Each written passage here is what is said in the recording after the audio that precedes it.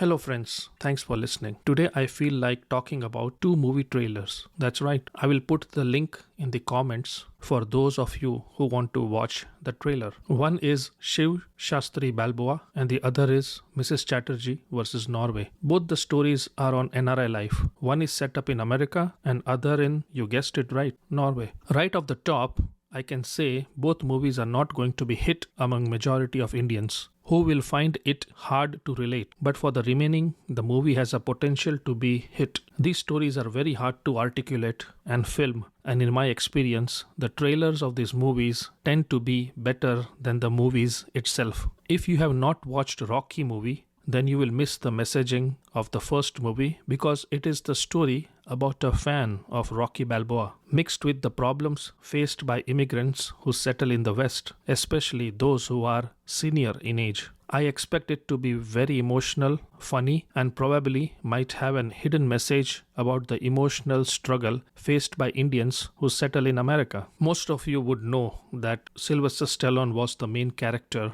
in the Rocky movie. So let's talk about life of Sylvester Stallone. Mr. Stallone was homeless in 1975.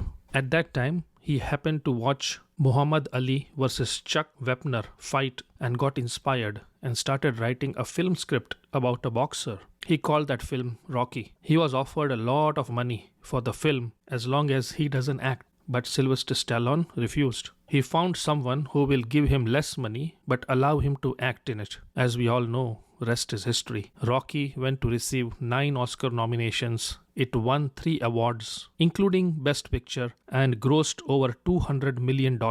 Fast forward, as of today, Rocky has become a very successful movie franchise with 9 movies already made. And for those of you who are wondering, my favorite Rocky movie is Rocky 4, where he fights the Soviet Union boxer Ivan Drago. If you have not watched it, I highly recommend Rocky 4. But if you are new to this series, just watch all of them from Rocky 1. You will like it. The second movie will make more sense if you are familiar with the news event that happened in Norway. This movie is based on real life story of an Indian immigrant family whose kid was taken away by social services of the state of Norway. I'm not much familiar with that news as to what happened and what were the reasons, but it feels like this movie might highlight the cultural differences that what is normal in India might not be over there, and maybe throw the light towards the way forward as more and more immigrants settle in the West. I will watch both of these movies and